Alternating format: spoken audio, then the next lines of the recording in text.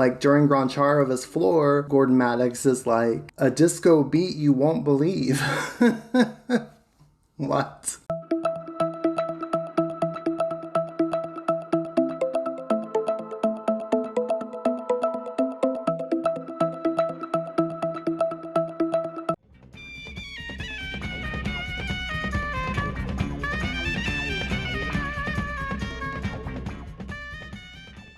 Привет, товарищи, и добро пожаловать на мой канал.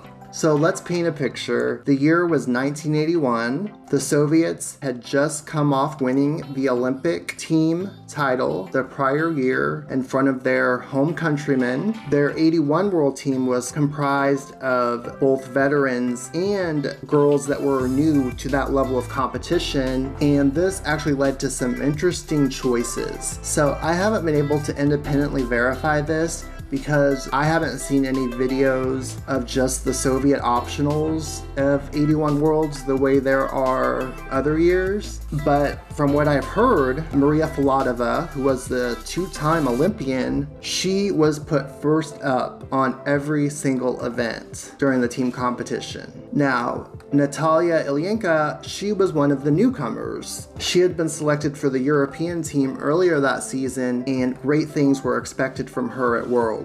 And although she did win compulsories, unfortunately she had a bit of a mare during optionals, which allowed Filatova to qualify to all-around finals, where she went on to win the silver medal. And that was despite being first up on every single event. Filatova making all-around finals is legitimately one of the most amazing feats in gymnastics history. This is the equivalent of, say, Kalinina at 91 Worlds or Grudnieva at 92 Olympics, if one of them had made all-around finals, being the designated leadoff. In fact, the Soviet team that year was just the class of the meet. And because of the interesting circumstances that resulted in Maxi Ganauk abandoning her optional floor midway through, the Soviets finished 1 through 6 in the team competition. And not only that, but 5 of the 6 team members qualified for individual event finals. I knew that the 89 Soviet team had qualified 5 of 6 girls into event finals, but I didn't know that the 81 team had as well. Even more impressively, Yelena Davydova qualified for the all-around and all 4 individual events. Queen level shit, right? Yelena was actually this close to supplementing her Olympic title the prior year with a world title, but she fell on her beam dismount and she had to settle for bronze. In fact, the 81 world team doesn't really get talked about at all, but they were a pretty impressive team. I'm not really familiar with Polevaya, but the other 5 great gymnasts. Davydova, Bicherova, who went on to win the all-around that year at Worlds, and then 2 years later won Europeans, Ilienko, and Stella Zakharova, who was just on the Olympic team the prior year. And then also you had Maria Filatova, who was an Olympian in 76 and in 1980. So it was just a really great team. So not only did 5 of the 6 Soviets qualify for event finals, but they all medaled, which... unbelievable. Zakharova medaled on vaults, Bicherova medaled in the all-around, Davydova medaled in the all-around, bars, and floor, Ilienko medaled on floor, and Filatova medaled in the all-around. Astounding, right? The 89 world team, everyone but Sazoninkova medaled, so 4 of the 5, with the exception of Ma Yanhong on bars and Maxi Ganauk. It was mostly all about the Soviets. During the commentary, they were saying that the Soviets had qualified into floor finals 5 of the top 6 spots. So Zakharova, Polevaya, and Bicherova, they all were 2-paired out of floor finals. The bronze medalist Goncharoova actually came into qualifying with the same score as Stella Zakharova, who didn't get to compete. Per country rules have always sucked.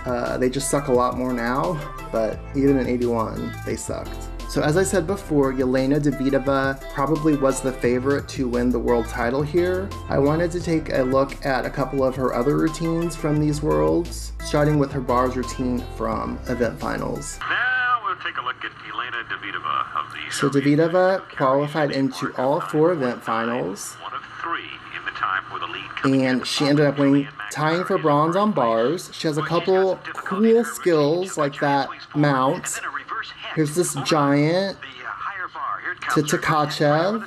She was one of the first to do both of those. Another cool transition.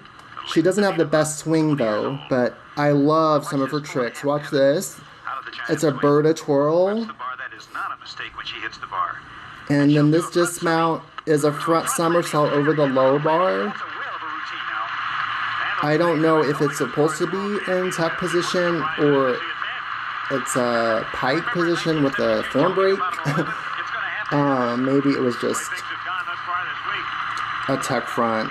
It just looked like she was trying to do a pike, but she messed up.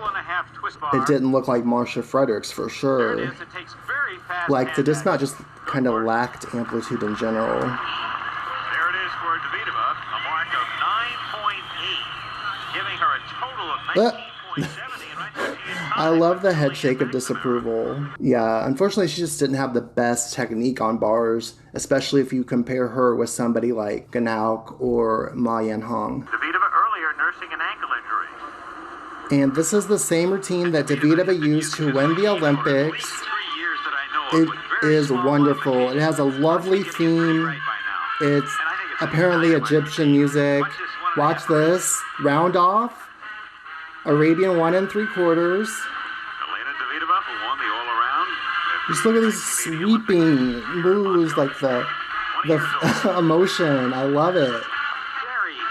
She has so much expression. Got a lot of Olga in her, as a matter of fact.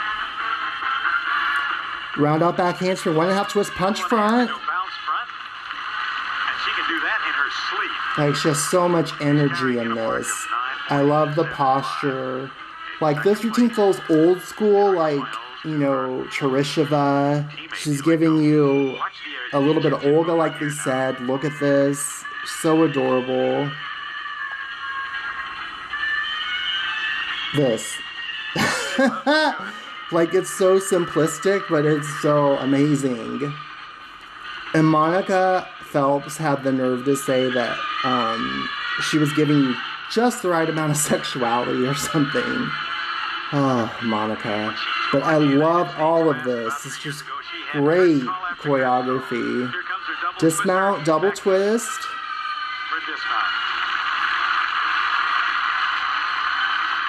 Oh, love that double turn to finish. Splendid. Jelene, Jelene, Jelene.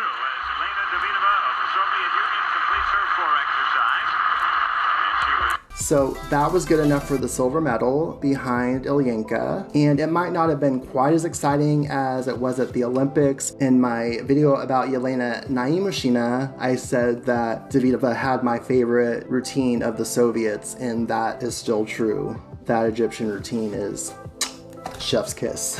So thank you so much for watching this video. I really appreciate it. It was so fun to relive these 81 worlds. It had been a while since I had really watched them.